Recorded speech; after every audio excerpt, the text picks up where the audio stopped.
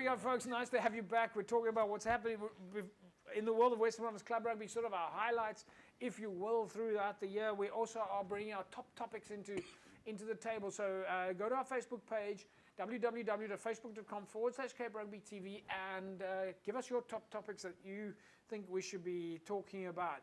A lot of coaches joining us in the show up until, well, for the next 2 or 3 months. We'll be having our captains and coaches on the show with us to see how their season went and how 2025 is going to look. Rens, just before the break, we were talking about UWC and Van der Stel, and you were just about to jump onto a hot topic.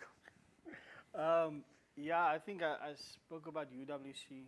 The students this year, I think they put up their hands, welcoming them back in the Super A again, deservedly so. But with their coaching staff, with Paul through there, I think they'll do good next season as well.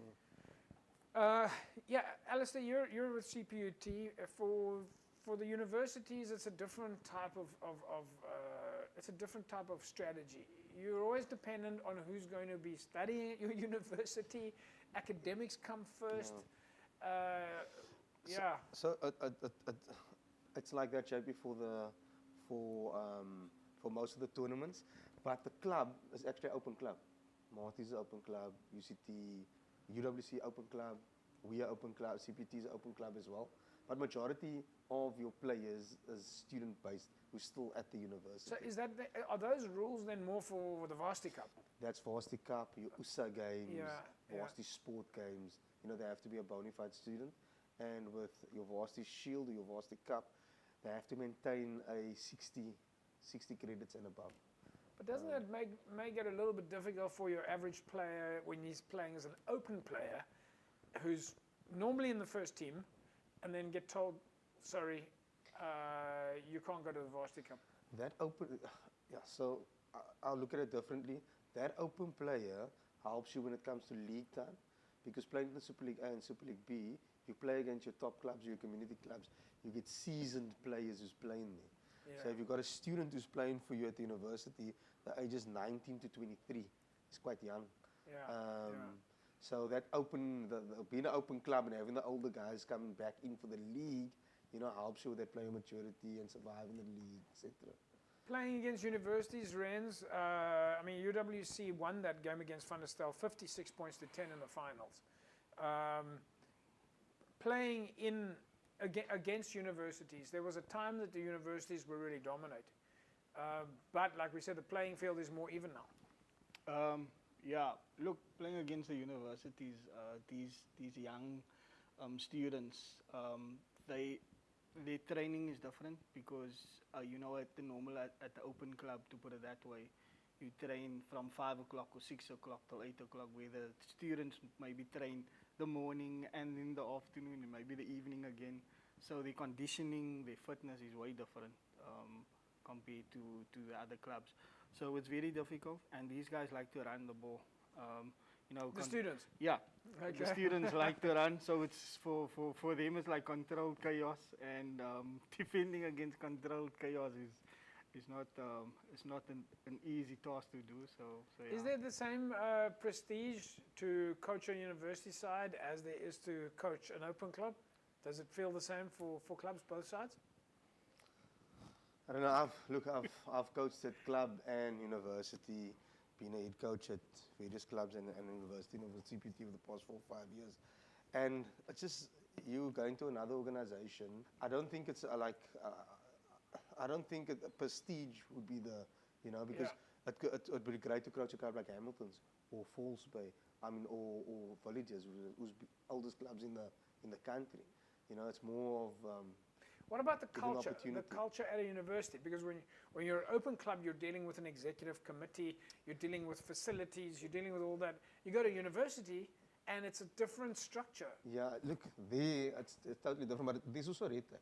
Red tape. You need to book the fields, make sure the fields are booked, because you're not the only sporting team. Yes. If you need transport, you make transport times a book. If you need to use the gym, it's not just for rugby, it's multiple sport. So there is that moving part, same like you'd have at the club environment. The difference that what I picked up with university and clubs is university doesn't have an executive who sorts of manages the organization. You know, I mean the club, sorry, yeah, the university, yeah. Yeah. But a university just has a sports development officer who then manages that whole portfolio. Right. So the dynamics are completely It's different. dynamics, yeah, the movements are different, yeah. All right, folks, talking about the dynamics, Super League A was this year contested in the finals between Hamilton's and Durbel. Let's take a look at these finals.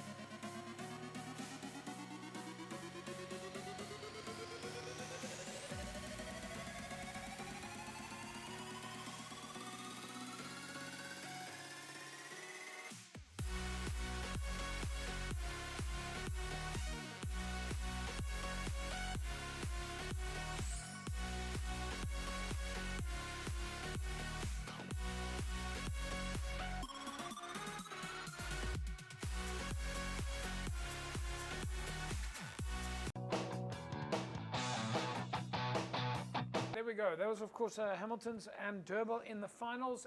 And big thanks, of course, to Supersport Schools for sharing that video with us. Renz, you were there. Hamilton's taking the win against Durbel. That was a pretty close game. Yeah, I just said to Ali now, there was a point that I thought, Durbel might take this one, but I think at the end of the day, the guy showed a lot of character to take that win. Yeah, Alistair, Yeah, not look, sure if you were there, but I think that well deserved to Hamilton's. I mean, that was one loss for the season, and they were dominant through the season. yeah. Durbel just scraped it on the semi-finals, getting a penalty in extra time to beat Unimo. But that's all. Well done to Hamilton. Yeah, I think City Park, of course, was again on fire with attendance. Great to see 3 finals in a row. The weather played up, and it was again a great spectacle of Western Province Club rugby. Super League A, Super League B, Super League C. If you just watched the games, there was just good rugby on show. Yeah, it was good rugby, good support. I do think the A clubs, you know, the support could grow bigger, but in your B and your C league, the support there it's huge. Well, I know that Primrose was celebrating. The Primrose fans were there. Renz. Yeah, Primrose, Macassar, I think Goodwood was also there. Yeah. Van Estel, you had Kraaifontein, Yeah. you know. Yeah, Frans Hoek was there as well. Yeah. So, you know, if SK, but if you could fill it, you know, they probably would fill the whole Newland Stadium. So with all that supporters, yes, definitely. Yeah. All right, folks, we'll take a break. When we come back, we're going to move our attention to some of the other highlights, and this time it's going to be a little bit more discussion around the sevens. Back in a sec, don't go away.